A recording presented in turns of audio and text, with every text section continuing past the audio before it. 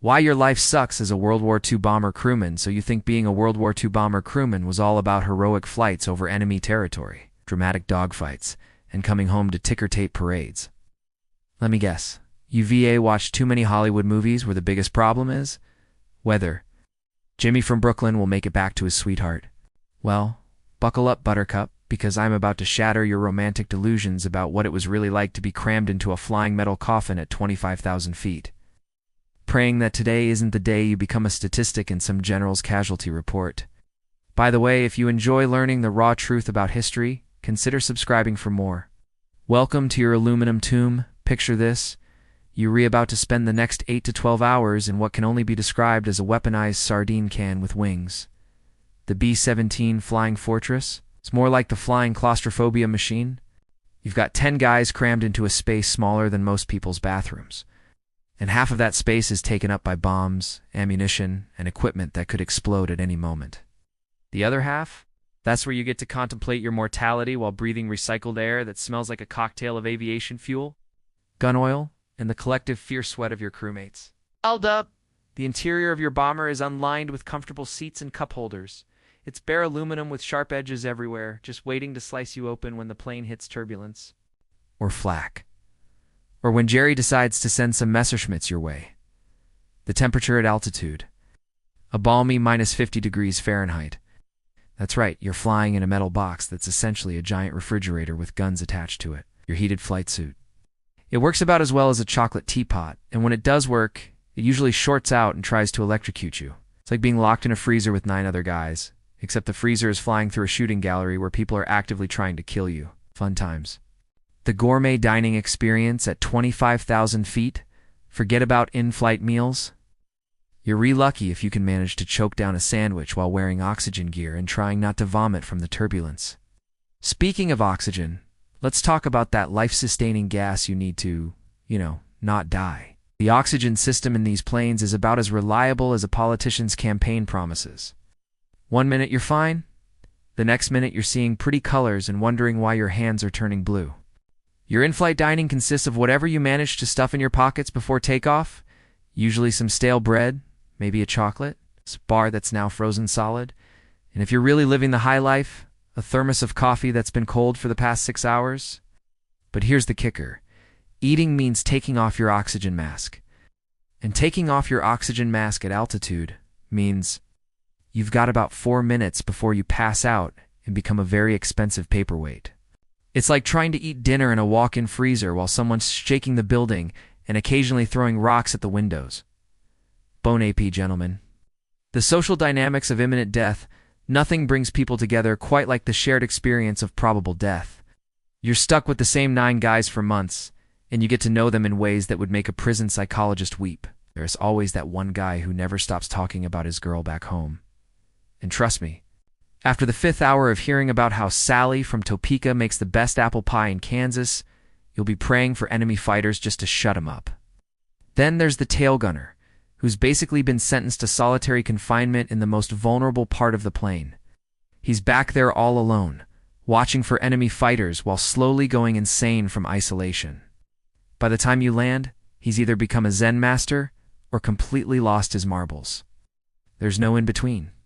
The bombardier gets to play the most expensive game of darts in human history, except the target is shooting back and the stakes are international politics. Miss your target? Well, hope you enjoy explaining to intelligence officers why you accidentally bombed at French orphanage instead of the munitions factory next door. If you like content like this, don't forget to subscribe and join us for more unfiltered history. The language of fear and hydraulic fluid, you'll quickly learn a whole new vocabulary that your mother definitely didn't teach you. Flak isn't just a word. It's the sound of death coming at you in small, explosive packages. Bandits are on romantic outlaws. They Luftwaffe pilots who VA made it their personal mission to turn you into confetti. Milk run sounds pleasant, but it's actually military slang for what is supposed to be an easy mission that inevitably turns into a nightmare.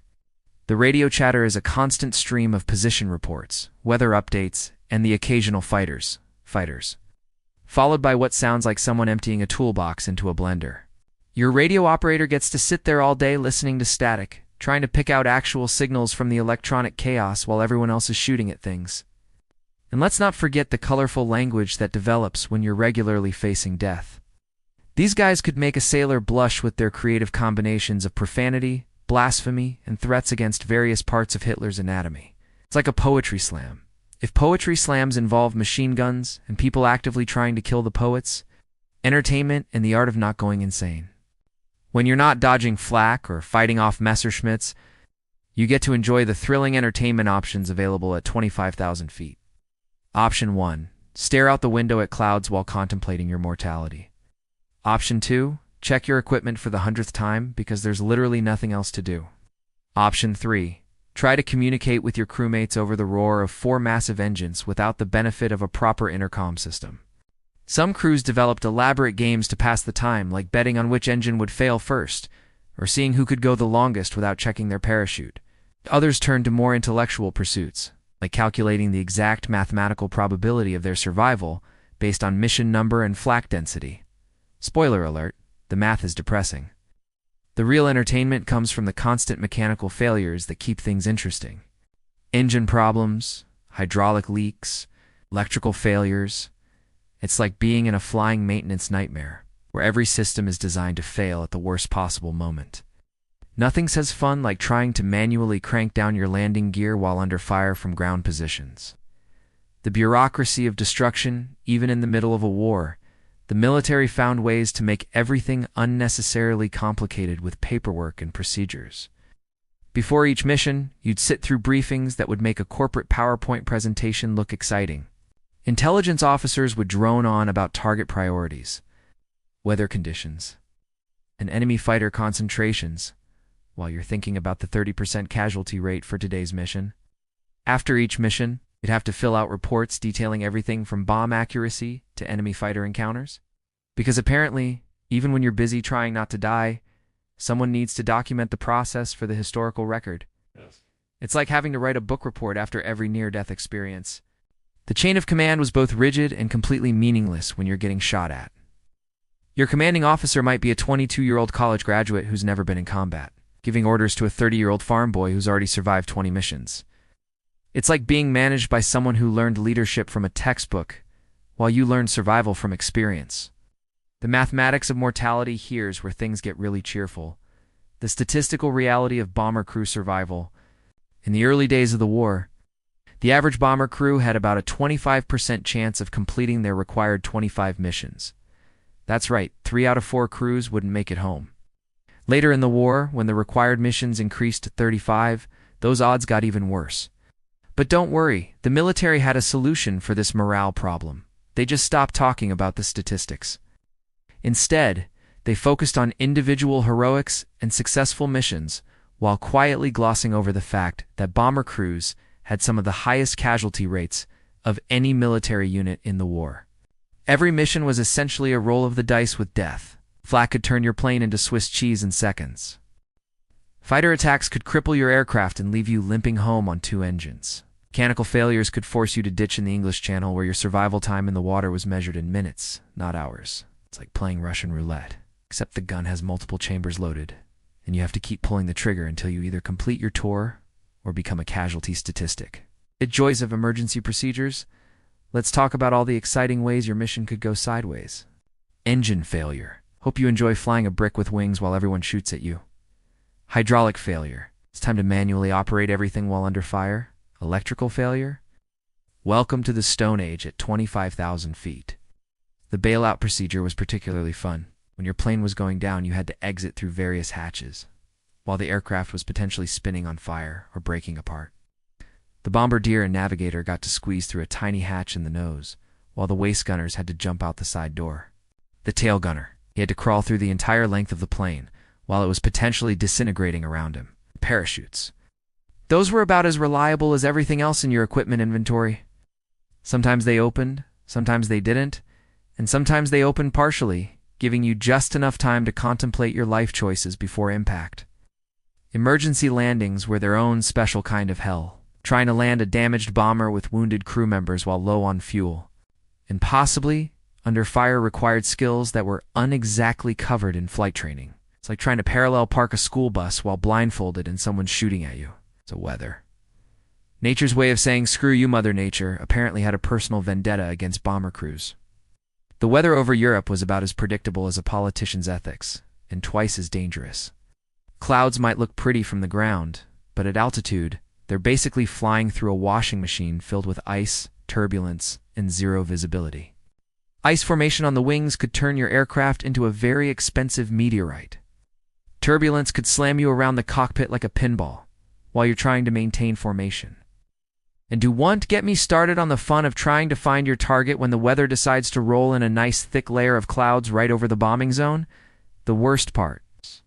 Weather reports were about as accurate as a broken clock. You'd brief for clear skies and encounter a blizzard, or prepare for storms and find perfect flying conditions. It's like having a meteorologist who learned weather prediction from a magic 8-ball. Flying through thunderstorms in a metal aircraft loaded with explosives is exactly as smart as it sounds. Lightning strikes could knock out your electrical systems. Turbulence could break your aircraft apart. Hail could shatter your windows and turn your cockpit into a very cold, very windy nightmare. The ground crew. Your life in someone else's hands. Your survival depended entirely on the skills and dedication of the ground crew. Mechanics, armorers, and technicians who worked around the clock to keep your flying death trap somewhat functional. These guys were the unsung heroes who loaded your bombs, fueled your tanks, and tried to fix all the mechanical problems that accumulated faster than they could repair them. The maintenance schedule was basically fix whatever is broken and hope the rest holds together for one more mission. Parts were scarce, time was limited, and the workload was crushing. Your engines needed constant attention. Your guns required cleaning and adjustment. And your aircraft systems needed regular maintenance just to function at the most basic level. The ground crew worked in all weather conditions, often in the dark, trying to prepare aircraft for missions while dealing with battle damage, wear and tear, and the constant pressure of knowing that any mistake could cost lives. It's like being a mechanic, except your customers are flying into combat and their lives depend on your work. And the relationship between air crews and ground crews was complicated. You depended on them completely. You also blamed them for every mechanical failure, every equipment malfunction, and every system that didn't work exactly as advertised. It's like a marriage where both parties are constantly stressed, and one of them might die at any moment. The psychological toll. Mental health in a metal tube. Let's talk about what constant exposure to mortal danger does to the human psyche. Combat fatigue was the polite term for what would now be recognized as severe PTSD, anxiety disorders, and depression. But back then, mental health support consisted of tough it out and do and let your crew down. Sleep became a luxury. When you weren't flying missions, you were lying awake thinking about the next mission. When you were flying, you were too scared to sleep. The constant stress created a cycle of exhaustion and hypervigilance that left crews mentally and physically drained. Some guys developed superstitions that would make a medieval peasant look rational. Lucky charms, pre-flight rituals, and elaborate mental procedures designed to ward off death became standard equipment. It's like having a PhD in theoretical physics while believing that wearing your socks inside out will keep you alive. The casualty rate meant that you were constantly losing friends, crew members, and entire bomber crews. You'd eat breakfast with a guy, fly a mission, and never see him again. The emotional toll of watching your friends get shot down while you continued flying was crushing, but there was no time to process grief. You had another mission tomorrow. The flak. Death comes in small packages. Flak anti-aircraft artillery was the invisible killer that turned every bombing run into a game of chance. You couldn't see it coming. You couldn't shoot back at it. And you couldn't do anything except fly through it and hope the law of averages was on your side. The sound of flak exploding around your aircraft was like being inside a thunderstorm made of metal and explosives. The concussions could knock you unconscious. The shrapnel could slice through the aluminum skin of your aircraft like tissue paper. And the psychological effect of being helplessly shot at was devastating. Flak fields over heavily defended targets were so dense that they looked like solid walls of explosions. Flying through them was like running through a minefield while blindfolded. You just had to maintain course and speed while death exploded all around you. The worst part about flak was the randomness. You could fly through the heaviest barrage and emerge unscathed.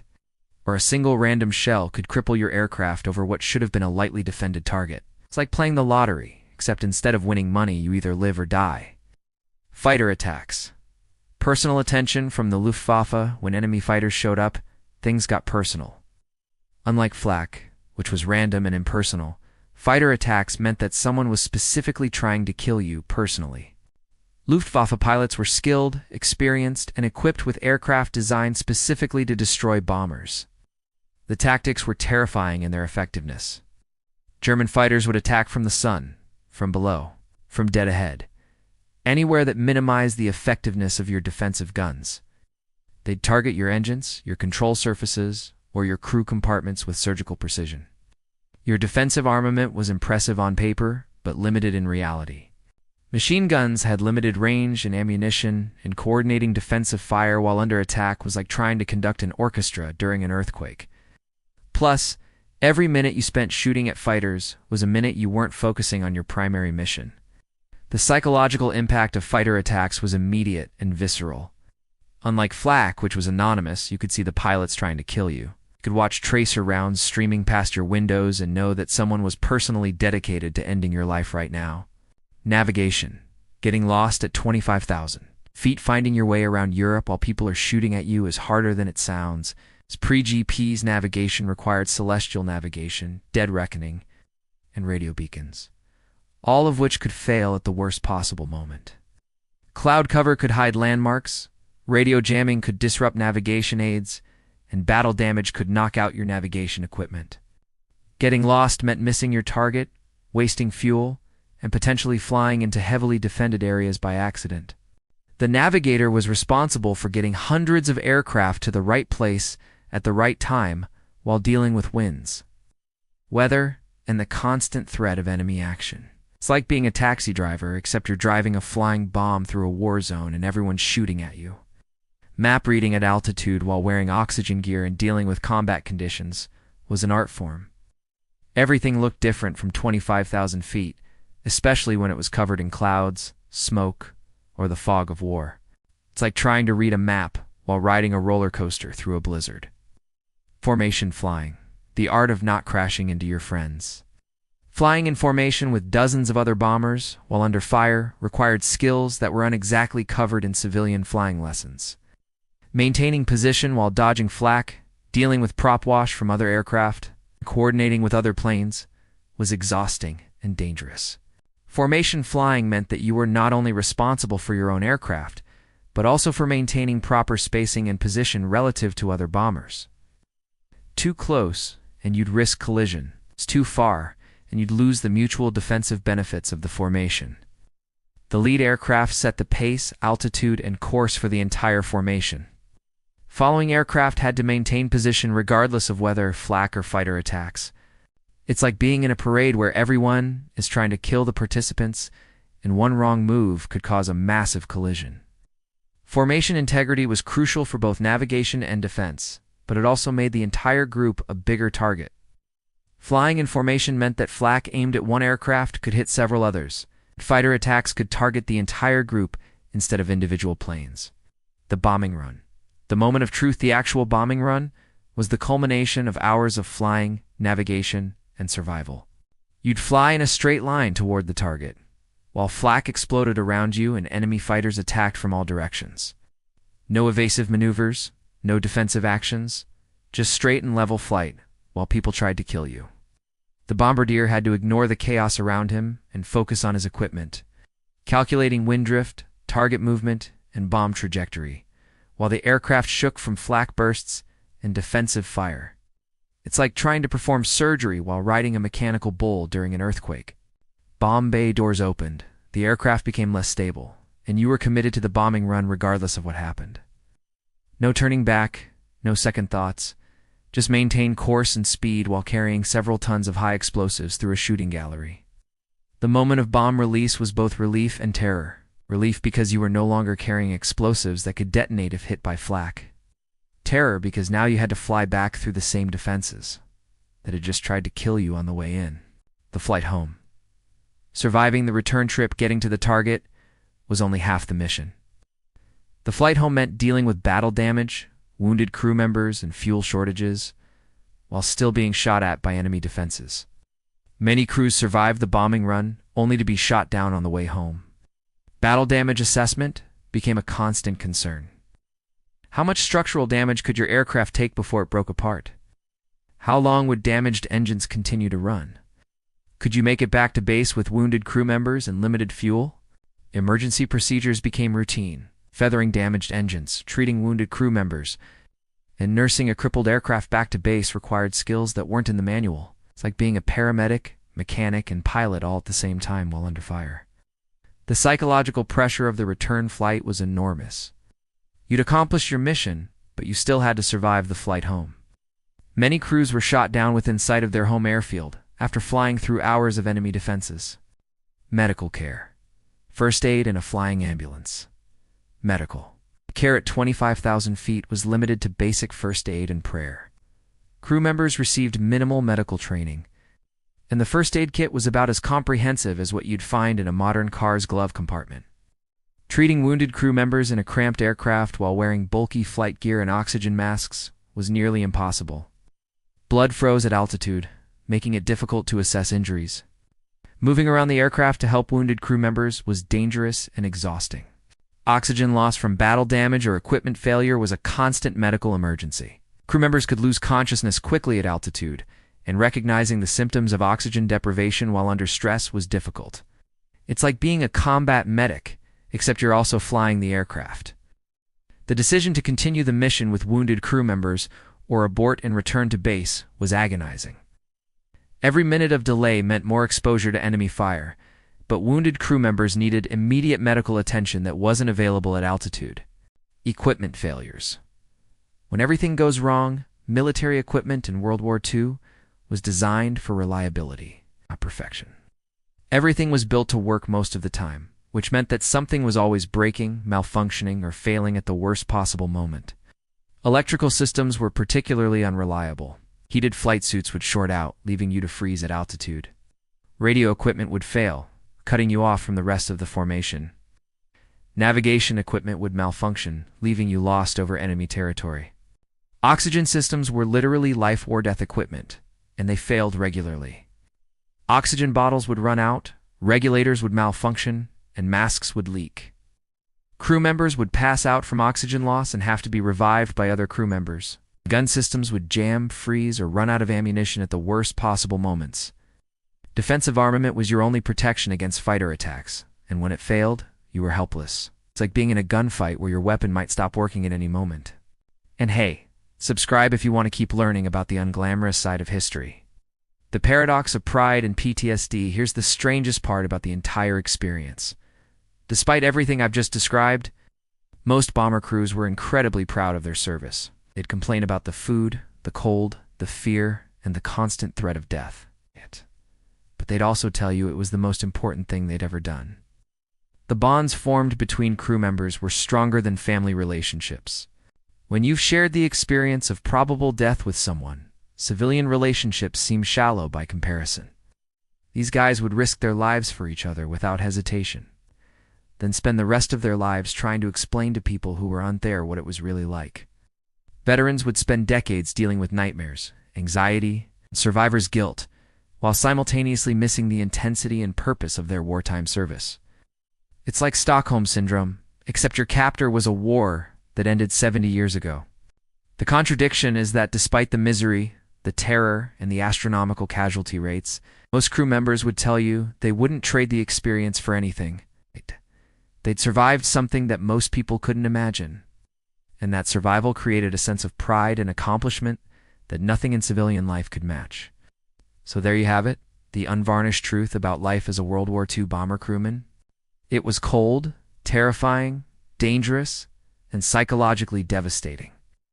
But it was also the defining experience of an entire generation of young men who flew into the face of death and somehow found a way to keep going. May your oxygen never run out, your engines never fail, and your crew never have to explain to your mother why you didn't make it back from a milk run that turned into a nightmare. And may you never have to experience the unique combination of boredom, terror, and pride that defined the lives of the men who flew the bombing campaigns of World War II. Because despite everything, the cold, the fear, the losses, and the constant threat of death, they kept flying. And that, perhaps, is the most remarkable thing of all.